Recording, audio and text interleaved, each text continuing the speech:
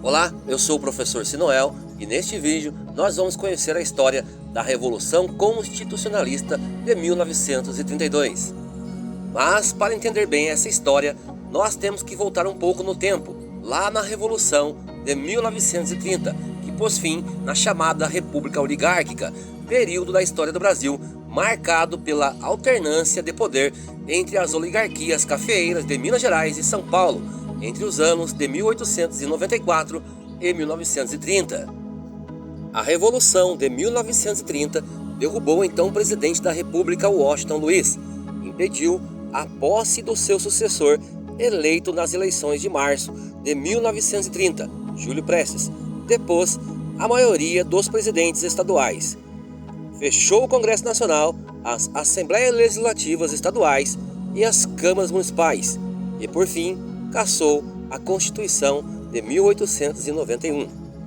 Logo, a Revolução de 1930 pôs fim à chamada República Velha, assumindo o poder Getúlio Vargas, esse no centro da imagem.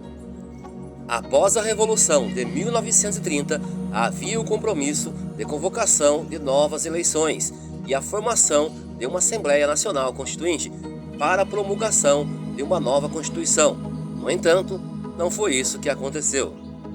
Para piorar, Vargas nomeou interventores para os estados, em sua maioria tenentes, que não correspondiam aos interesses dos grupos políticos locais. Para São Paulo, foi designado o tenente João Alberto Lins de Barros, a quem os oligarcas paulistas não ficaram nada felizes. Insatisfeito com o governo centralizador de Getúlio Vargas, o estado de São Paulo protagonizou um levante armado contra o governo federal, a Revolução Constitucionalista de 1932. A Revolução de 1932 foi um movimento armado ocorrido principalmente na região do Vale do Paraíba, nas divisas dos estados de São Paulo, Rio de Janeiro e Minas Gerais, entre julho e outubro de 1932, que tinha por objetivo derrubar o governo provisório de Getúlio Vargas e convocar uma Assembleia Nacional Constituinte. Portanto, o dia 9 de julho de 1932, data da comemoração do feriado da Revolução Constitucionalista, foi quando começou o levante armado, precipitado pela revolta popular após a morte de 4 jovens por tropas titulistas, em 23 de maio de 1932.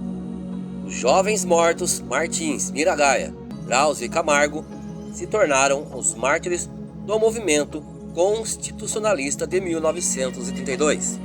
São Paulo esperava o apoio dos estados de Minas Gerais e do Rio Grande do Sul.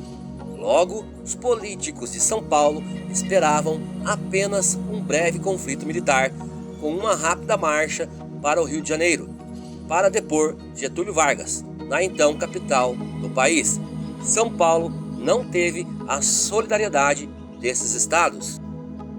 Após quase 3 meses de intensos combates no estado, o conflito foi encerrado em 2 de outubro de 1932, com a rendição do Exército Constitucionalista.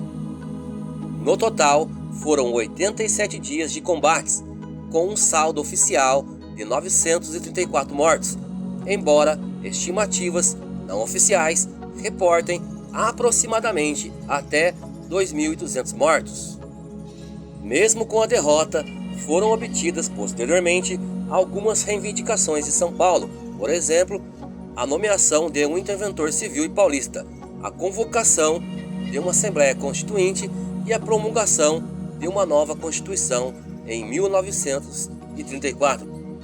No entanto, essa Constituição teve curta duração, pois em 1937 Vargas fechou o Congresso Nacional, cassou a Constituição vigente e outorgou uma nova Constituição. Inscreva-se, deixe o seu like, compartilhe esse vídeo, contribua com o canal.